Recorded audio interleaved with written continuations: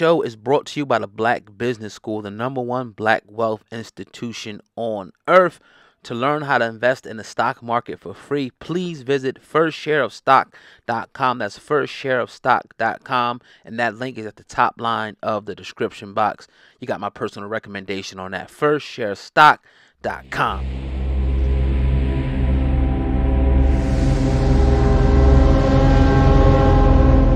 My dad already told me everybody ain't gonna like you. You know, no matter what you do, the world will never truly, truly love you. So at the end of the day, you know, everybody handle their situations different, you know what I mean? But me, I just have a ton of vision. I gotta just get to the bag. I know who I am. More. Yeah, we was actually sitting down watching been about a month or so, some change now, the Bone Thug and 3 6 Mafia. It was like then we see Flip in the background. It was showing you, all on the Instagram feed. And we know you was there. Talk about the atmosphere that night. And then obviously we all know about, what went down, but talk about being there that night and what that meant for hip hop. I mean, it was amazing. You know, I got to perform Spinners with 3 6 Mafia. Like, I got records with both of them. You know, I got records with Bizzy Bone. I got, 2 records with Bizzy. And then me and Lazy, we did a record, like we was on a song together.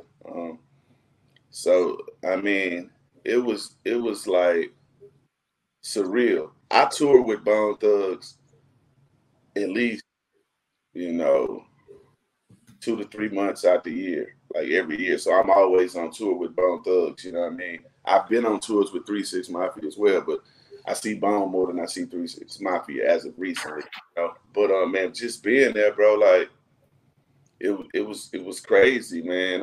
And the fact that I was honored and blessed to perform Spinners, and then I was able to have a freestyle session at the end. So it was crazy because like when the altercation happened, Spinners, like I was right behind the stage about to come on and do Spinners.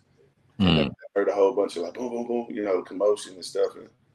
And so I'm like, damn, it's over. Like I thought it was gonna be over. I'm like, damn, I ain't get to perform Spinners, you know what I mean? And when that happened, like the views went up.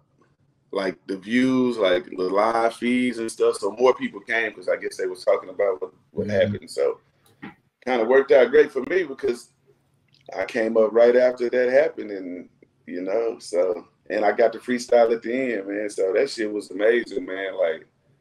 Like I'll never forget it. That day made its way into my top 5, memories in my life. Oh, would you be at liberty to pick who you think won the battle from your perspective? Oh yeah, definitely.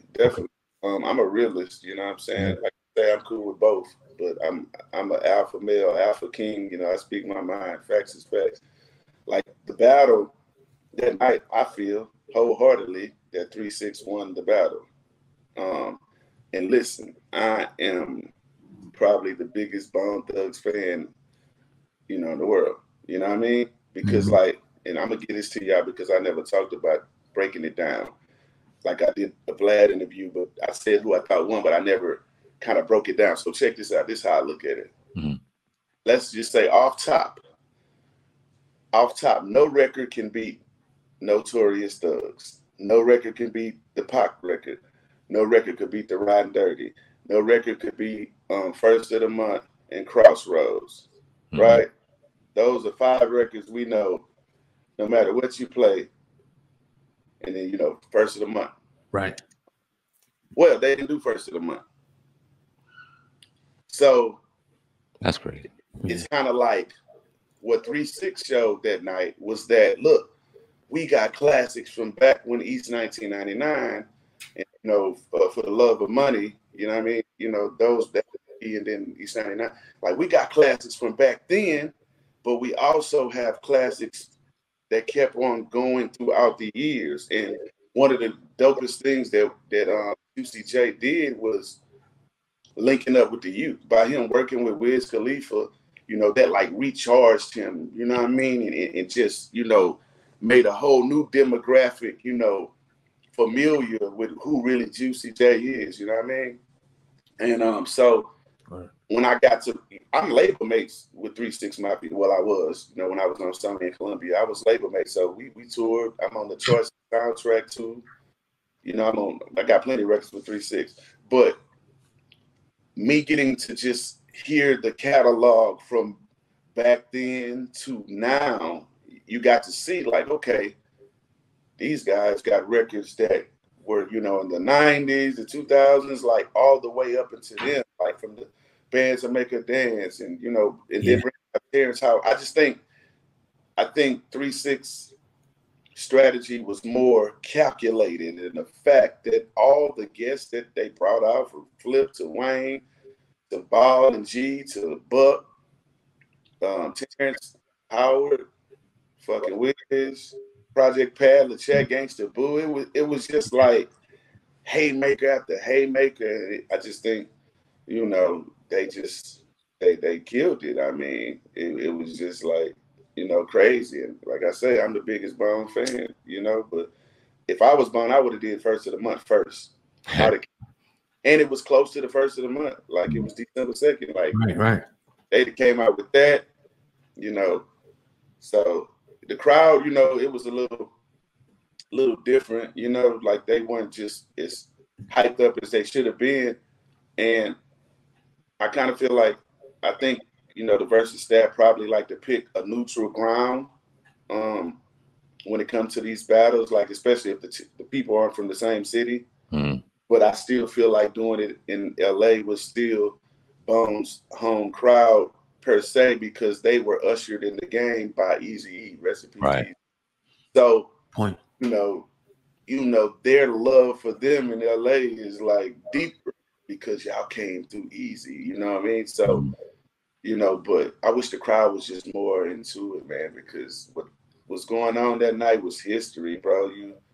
All 5 members of Bone Thugs and all the people, you know, 3 6 Mafia, man, and that shit was just, you know, that was history, man. So I'll never forget that moment, and I'm glad and thankful that Juice hit me up, and Paul and JoJo, and I'm glad I got to be amongst all my brothers, Bone and everybody, man. So I freestyled with Lazy, and it was cool.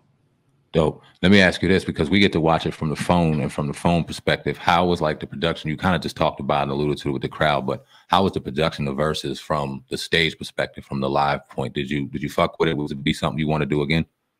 Yeah, definitely. I had a price in my head that I wanted to do a Versus, but after doing it and having fun, like, I'm willing to work on my, my price. I'm willing to lower it. It just got to make sense. But as far as the production, like I've watched probably 95% of the Versus battles that have came out. Mm-hmm. And I like the production for E40 and Too Short, because it was pretty dope. I like that.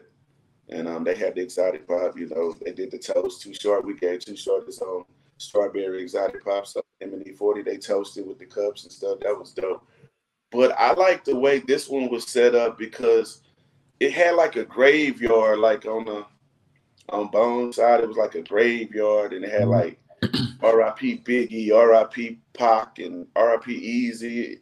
Like it, I feel like I like the vibe of this one, man. It had a little theme. Everything else pretty much has just been like a stage and lights, right. But this one kind of had like themes. So this is my favorite one as far as the set design goes.